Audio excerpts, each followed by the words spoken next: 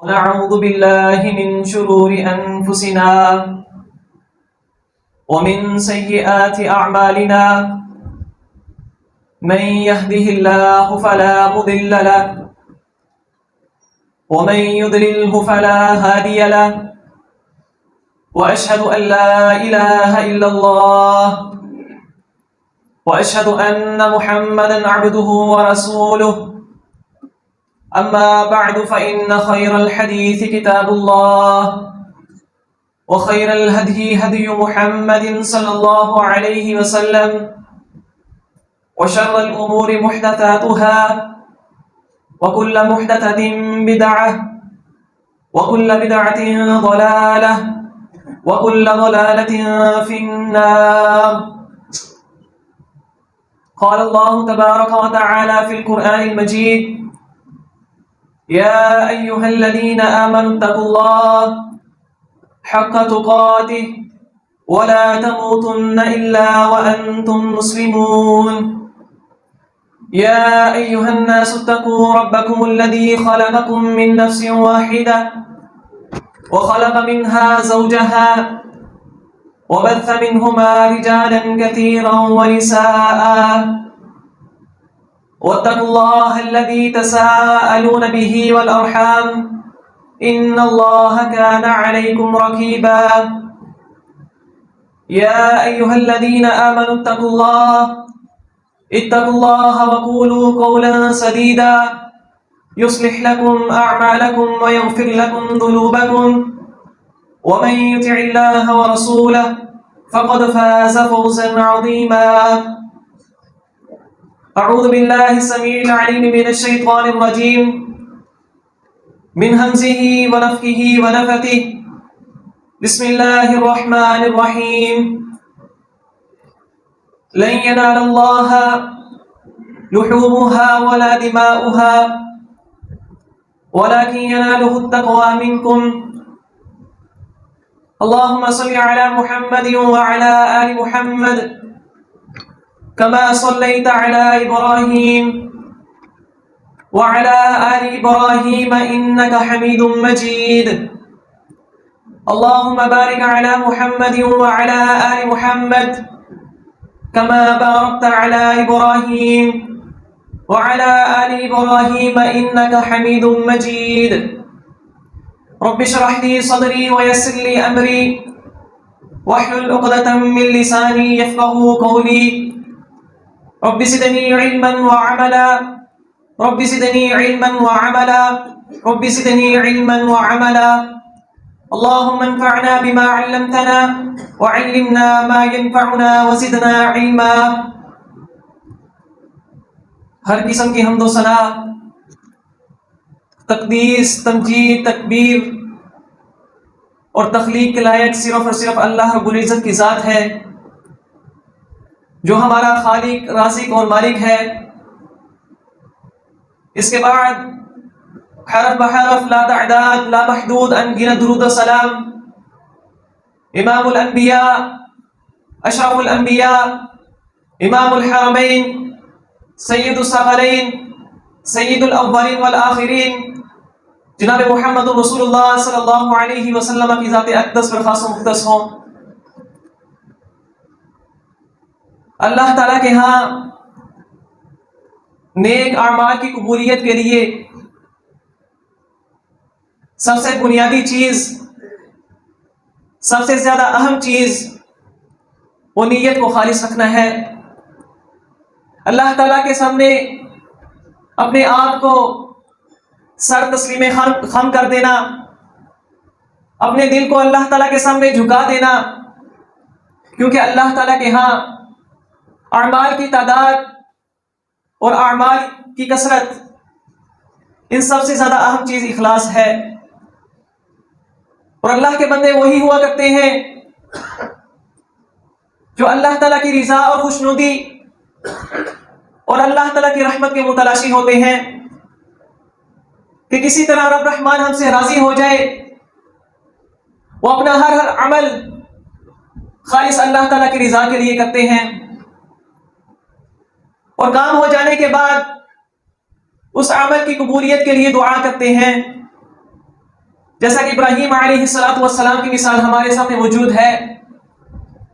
جب انہوں نے بیت اللہ کی تعمیر مکمل کی تو انہوں نے اللہ رب العزت سے یہ دعا فرمائی، ربنا تقبل منا انک انت السمیع العلیم. اے ہمارے رب، تو ہمارے اس عمل کو قبول فرما لے، کیونکہ بے شک تو سب کچھ سننے والا اور سب کچھ جاننے والا ہے. ابراہیم علیہ السلام جب انہوں نے بیت اللہ کی تعمیر مکمل کی، بیت اللہ کی تکمیل ہوئی، کام مکمل ہو جانے کے بعد فوراً اس بات کی فکر میں لگ گئے کہ اللہ تعالیٰ اب اس عمل کو قبول فرما لے.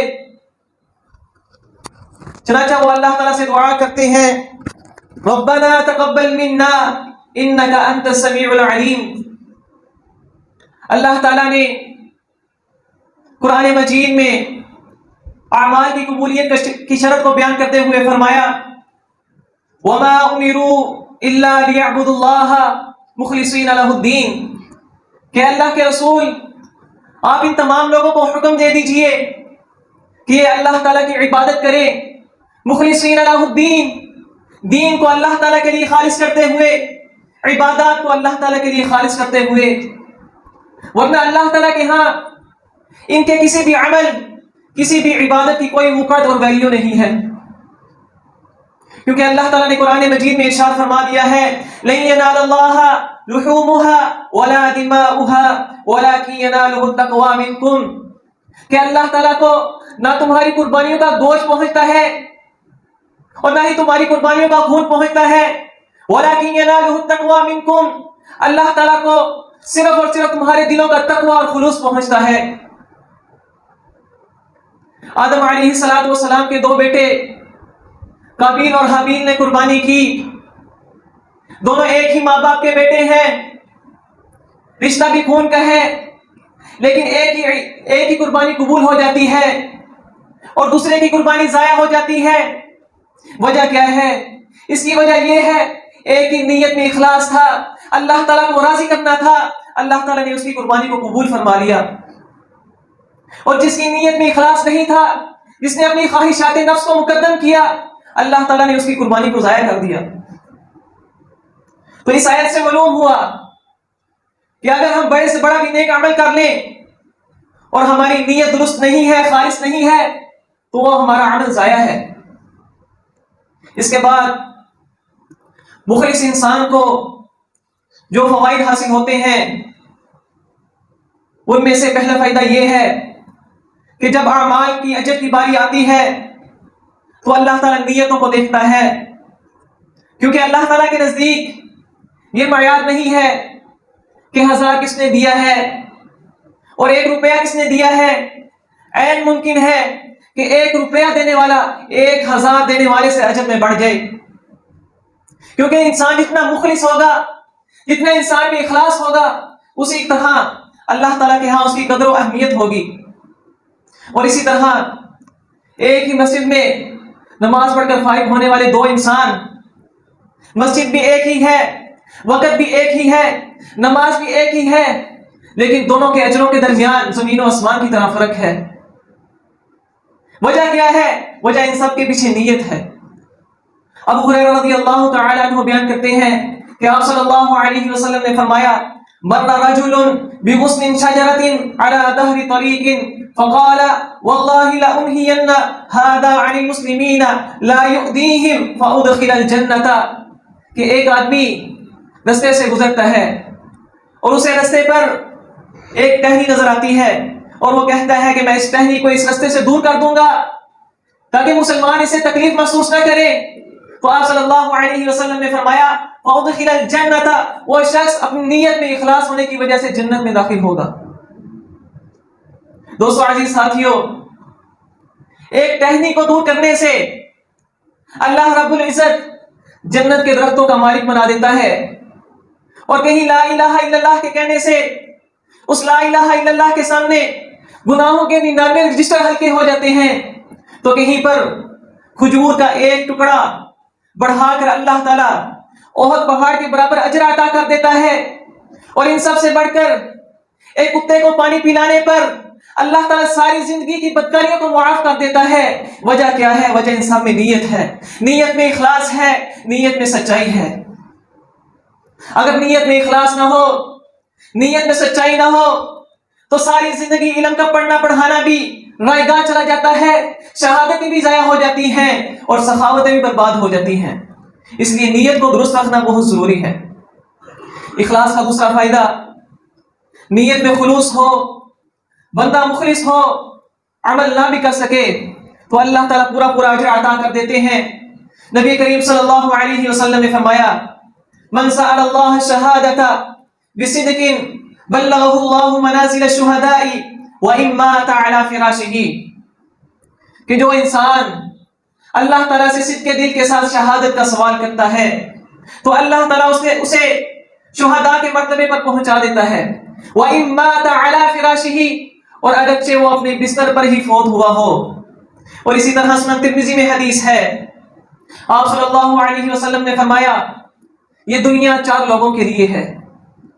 ایک بندہ وہ ہے جس کو اللہ رب العزت نے مال بھی دیا اور علم بھی دیا، وہ اپنے مال میں غلط روش اختیار نہیں کرتا، اپنے مال کو غلط رستوں میں صرف نہیں کرتا. تو آپ صلی اللہ علیہ وسلم نے فرمایا، اس انسان کا درجہ سب درجوں سے بہتر ہے. اس کے بعد وہ انسان جس کو اللہ رب العزت نے علم دیا لیکن مال سے محروم رکھا، اور وہ نیت کرتا ہے کہ اگر مجھے بھی اللہ تعالیٰ مال دیتا تو میں بھی اس انسان کی طرح اللہ تعالیٰ کی راہ میں خرچ کرتا. تو آپ صلی اللہ علیہ وسلم نے فرمایا، فَهُمَا سِوَاءٌ فِي الْأَجْرِ، کہ یہ دونوں شخص اجر میں برابر ہیں. اور اس کے بعد تیسرا بندہ وہ ہے جسے اللہ رب العزت نے مال تو دیا لیکن علم سے محروم رکھا.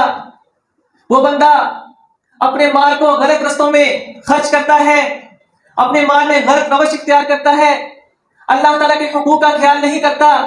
تو آپ صلی اللہ علیہ وسلم نے فرمایا، اس انسان کا درجہ تمام انسانوں سے بدتر ہے. اور اس کے بعد وہ انسان ہے جس کو اللہ رب العزت نے نہ مال دیا نہ علم دیا، لیکن وہ خواہش رکھتا ہے کہ اگر مجھے بھی مال مل جائے تو میں بھی اس انسان کی طرح غلط کاموں میں مال کو خرچ کروں گا. تو آپ صلی اللہ علیہ وسلم نے فرمایا، فَهُمَا سِوَاءٌ فِي الْوِزْرِ، کہ یہ دونوں شخص بوجھ میں برابر ہیں، گناہوں میں برابر ہیں. ان دونوں کو قیامت کے دن برابر عذاب ملتا رہے گا. تو اس حدیث سے معلوم ہوا کہ ایک مسلمان کی زندگی میں نیت کا بہت بڑا کردار ہے. نیت ہی کی بنیاد پر انسان جنت میں داخل ہوگا اور نیت ہی کی بنیاد پر انسان جہنم میں بھی داخل ہوگا. اس کے بعد تیسرا فائدہ، بندہ مخلص ہو تو اللہ تعالیٰ اس کی غلطیوں کو معاف بھی کر دیتے ہیں اور اس کی غلطیوں میں برکت بھی ڈال دیتے ہیں. صحیح مسلم میں حدیث موجود ہے، آپ صلی اللہ علیہ وسلم ایک آدمی پر تبصرہ کر رہے تھے. آپ صلی اللہ علیہ وسلم نے فرمایا، ایک آدمی وہ ارادہ کرتا ہے کہ وہ خالص اللہ تعالیٰ کی رضا کے لیے رات کے اندھیرے میں صدقہ کرے گا. تو جب وہ اپنے ارادے کی تکمیل کے لیے رات کے وقت نکلتا ہے تو وہ رات کے اندھیرے میں ایک چور پر صدقہ کراتا ہے. تو جب صبح ہوتی ہے لوگ باتیں کرنا شروع کر دیتے ہیں کہ اب تو چوروں پر بھی صدقہ کیا جانے لگا ہے. تو وہ بندہ پریشان ہوتا ہے، اللہ کی تعریف بیان کرتا ہے اور اللہ تعالیٰ سے کہتا ہے میں تو ایک چور پر صدقہ کر آیا ہوں. وہ بندہ دوبارہ ارادہ کرتا ہے کہ وہ خالص اللہ کی رضا کے لیے رات کے اندھیرے میں صدقہ کرے گا. جب وہ اپنے ارادے کی تکمیل کے لیے نکلتا ہے اور رات کے اندھیرے میں ایک زانیہ عورت پر صدقہ کراتا ہے، تو جب صبح ہوتی ہے لوگ پھر باتیں کرنا شروع کر دیتے ہیں کہ اب تو زانیہ عورتوں پر بھی صدقہ کیا جانے لگا ہے. تو وہ بندہ پھر پریشان ہوتا ہے، اللہ کی تعریف بیان کرتا ہے اور اللہ سے کہتا ہے کہ میں تو ایک زانیہ پر صدقہ کر آیا. وہ انسان دوبارہ نیت کرتا ہے کہ میں خالص اللہ کی رضا کے لیے آج رات دوبارہ صدقہ کروں گا. تو جب وہ اپنے ارادے کی تکمیل کے لیے نکلتا ہے تو رات کے اندھیرے میں ایک سخی پر صدقہ کر آتا ہے. تو جب صبح ہوتی ہے لوگ پھر باتیں کرنا شروع کر دیتے ہیں، وہ پریشان ہو جاتا ہے، اللہ کی تعریف بیان کرتا ہے.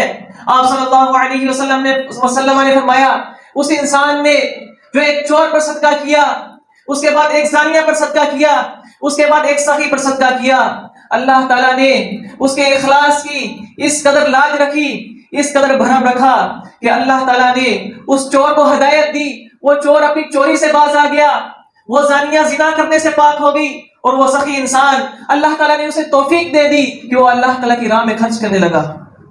تو یہ ہے ایک مخلص انسان اگر غلطی کر بھی دے تو اللہ تعالیٰ اس کی غلطیوں میں برکت ڈال دیتا ہے۔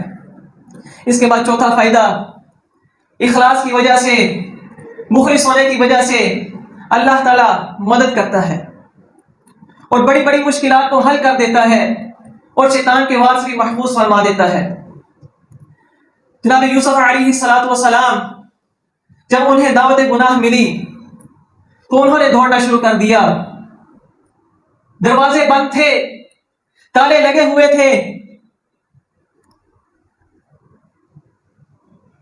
اور باہر نکلنے کی کوئی ظاہری صورت نظر نہیں آ رہی تھی، لیکن اللہ تعالیٰ نے ان کے اخلاص کی وجہ سے ان مقفل دروازوں کو کھول دیا اور یوسف علیہ السلام کی مشکل کو دور کر دیا اور شیطان کے وار سے محفوظ کر دیا، اور ساتھ ہی یہ اعلان کیا كذلك لنصرف عنه السوء والفحشاء انه من عبادنا المخلصین، کہ ہم نے یوسف علیہ السلام کو ساری مشکلات سے اس لیے نکالا تھا انه من عبادنا المخلصین، کہ بے شک وہ ہمارے مخلص بندوں میں سے تھا۔ اور اسی طرح وہ تین لوگ جو غار میں پھنس گئے تو انہوں نے اللہ تعالیٰ کے سامنے اپنے اعمال پیش کیے اور ساتھ کہا ذالک ابتغاء وجہک، کہ اللہ یہ اعمال ہم نے خالص تیری رضا کے لیے کیے تھے، فاخرج عنا، تو ہمیں اس مصیبت سے نکال دے۔ تو اللہ تعالیٰ نے ان کی اس مصیبت کو دور فرما دیا۔ تو یہ ہے ایک نیت میں اخلاص کا فائدہ۔ پانچواں فائدہ، جو انسان مخلص ہوتا ہے اس کا خاتمہ بھی اچھا ہوتا ہے۔ جب قیامت کے دن لوگ قبروں سے اٹھائے جائیں گے، بکھری ہوئی ہڈیاں، جلائی گئی راکھ اور پانی میں حل ہو جانے والے ذرات کو جمع کیا جائے گا، انسان دوبارہ بنائے جائیں گے تو سب لوگ پریشان ہوں گے۔ تو اس وقت بھی اللہ تعالیٰ مخلص انسان کی پریشانی کو دور کرے گا۔ وَيُطْعِمُونَ الطَّعَامَ عَلَى حُبِّهِ مِسْكِينًا وَيَتِيمًا وَأَسِيرًا إِنَّمَا نُطْعِمُكُمْ لِوَجْهِ اللَّهِ لَا نُرِيدُ مِنكُمْ جَزَاءً وَلَا شُكُورًا إِنَّا نَخَافُ مِن رَّبِّنَا يَوْمًا عَبُوسًا قَمْطَرِيرًا فَوَقَاهُمُ اللَّهُ شَرَّ ذَلِكَ الْيَوْمِ وَلَقَّاهُمْ نَضْرَةً وَسُرُورًا۔ وہ لوگ جو اللہ تعالیٰ کی محبت کی خاطر مسکینوں اور یتیموں کو کھانا کھلاتے ہیں، انما نطعمکم لوجہ اللہ لا نرید منکم جزاء ولا شکورا، وہ کہتے ہیں کہ ہم تو تمہیں صرف اللہ کی رضا کے لیے کھانا کھلاتے ہیں، نہ ہم تم سے کوئی بدلہ چاہتے ہیں اور نہ ہی تم سے ہم کوئی شکریہ چاہتے ہیں۔ انا نخاف من ربنا یوما عبوسا قمطریرا، بلکہ ہم تو اپنے رب سے ڈرتے ہیں اس دن کے بارے میں جو انتہائی سخت ہوگا اور لمبا ہوگا۔ تو اللہ تعالیٰ فرماتے ہیں فوقاہم اللہ شر ذلک اليوم ولقاہم نضرۃ وسرورا، کہ اللہ تعالیٰ قیامت کے دن ان کی اس مصیبت کو دور کر دے گا، ولقاہم نضرۃ وسرورا، اور ان کے چہرے تر و تازہ ہوں گے، خوش ہوں گے، چمک رہے ہوں گے۔ جب وہ قبروں سے اٹھیں گے دلوں میں سرور ہوگا اور چہروں پر نور ہوگا۔ میرے بھائیو، یہ بھی اخلاص کا فائدہ ہے۔ دنیا میں مخلص لوگ چھپے ہوئے ہوتے ہیں، دنیا کو دکھانے کے لیے عمل نہیں کرتے، لیکن اللہ تعالیٰ ان کا تذکرہ آسمانوں میں کر رہے ہوتے ہیں، اور دنیا والوں کے دلوں میں بھی اللہ تعالیٰ ان لوگوں کے لیے عزت و محبت ڈال دیتے ہیں۔ اس دنیا میں سب سے قیمتی چیز اخلاص ہے، کیونکہ مخلص بندہ ایک ذہن بنا چکا ہوتا ہے کہ اگر اس نے کسی عمل کی جزا لینی ہے تو وہ صرف اور صرف اللہ رب العزت سے لینی ہے، اسے کسی چیز کی پرواہ نہیں ہوتی، وہ صرف اور صرف اللہ تعالیٰ کی رضا کا طلبگار ہوتا ہے، اللہ تعالیٰ کی رضا کو چاہنے والا ہوتا ہے، اللہ تعالیٰ کی رضا کی اللہ تعالیٰ کی خوشنودی کو حاصل کرنے والا ہوتا ہے۔ اس کے بعد مخلص بندے کی نشانیاں کیا ہیں؟ مخلص بندہ بڑی سے بڑی نیکی کر کے بھی ڈرتا رہتا ہے، نیکیاں کر کے اس کے اندر استکبار، تکبر نہیں آتا، بلکہ استغفار اور عاجزی آتی ہے کہ کہیں اللہ تعالیٰ اس کے عمل کو ضائع نہ کر دے، اس کی کوئی نیکی قبولیت سے نہ رہ جائے، نبی کریم صلی اللہ علیہ وسلم نے ساری زندگی اللہ تعالیٰ کی عبادت کی اور ہمیں دنیا میں اس جیسی مثال نہیں ملتی، لیکن پھر بھی کہتے ہیں وما ادری ما يفعل بی ولا بکم، کہ میں نہیں جانتا کہ قیامت کے دن میرا کیا حال ہوگا۔ والذین یؤتون ما آتوا وقلوبهم وجلہ، اور وہ لوگ جو نیک عمل کرتے ہیں وقلوبهم وجلہ، لیکن ان کے دلوں میں ڈر ہے، خوف ہے، ان کے دل کپ کپاتے ہیں۔ حضرت عائشہ رضی اللہ تعالی عنہ سوال کرتی ہیں آپ صلی اللہ علیہ وسلم سے، ان کے دل کیوں ڈرتے ہیں؟ کیا وہ بدکار لوگ ہیں، گناہ گار لوگ ہیں؟ تو آپ صلی اللہ علیہ وسلم نے فرمایا نہیں عائشہ، وہ تو نمازیں پڑھنے والے ہیں، وہ تو روزے رکھنے والے ہیں، پرہیزگار لوگ ہیں، عبادتیں کرنے والے ہیں۔ اور ساتھ ہی یہ آیت پڑھی اولئک الذین یسارعون فی الخیرات، یہ تو وہ لوگ ہیں جو نیکی کے کاموں میں، نیک کاموں میں آگے بڑھنے والے ہیں، جلدی کرنے والے ہیں۔ تو یہ ہے کہ ایک مخلص بندہ نیکی کے کرنے کے بعد بھی ڈرتا رہتا ہے کہ اللہ تعالیٰ اسے قبول کرے گا بھی نہیں کرے گا، وہ اللہ تعالیٰ سے دعائیں کرتا ہے اس کے لیے۔ مخلص بندے کی دوسری نشانی کہ مخلص بندے کا باطن اس کے ظاہر سے کئی درجے بہتر ہوتا ہے۔ نبی کریم صلی اللہ علیہ وسلم نے فرمایا انما الاعمال كالوعاء اذا تاب اسفله تاب اعلاه واذا فسد اسفله فسد اعلاه، کہ اعمال کی مثال برتنوں کی طرح ہے، جب ان برتنوں کا نیچے والا حصہ اچھا ہوتا ہے تو اوپر والا حصہ بھی اچھا ہوتا ہے، اور جب ان برتنوں کا نیچے والا حصہ برا ہو، خراب ہو، تو اوپر والا حصہ بھی بالاولا خراب اور برا ہوگا۔ تو ہم اپنے باطن کو صرف اسی طریقے سے اپنے ظاہر سے بہتر کر سکتے ہیں کہ ہم تنہائی میں اللہ تعالیٰ کی عبادت کریں، تنہائی میں اللہ تعالیٰ کو یاد کریں، حقوق اللہ کا خیال رکھیں اور حقوق العباد کا خیال رکھیں، تب جا کر ہم اپنے باطن کو اپنے ظاہر سے بہتر بنا سکیں گے۔ مخلص بندے کی تیسری نشانی کہ مخلص بندہ چھوٹے سے چھوٹا عمل کرتے وقت بھی عار محسوس نہیں کرتا۔ وہ یہ نہیں سوچتا کہ یہ عمل میرے سٹیٹس کے خلاف ہے، میرے مرتبے کے خلاف ہے، بلکہ جب اسے نیکی کا موقع ملتا ہے وہ اسے کر گزرتا ہے۔ آپ صلی اللہ علیہ وسلم نے مسجد کی دیوار پر ایک تھوک لگا ہوا دیکھا تو آپ صلی اللہ علیہ وسلم نے خود اپنے ہاتھ سے اس تھوک کو کھرچ کر صاف کر دیا۔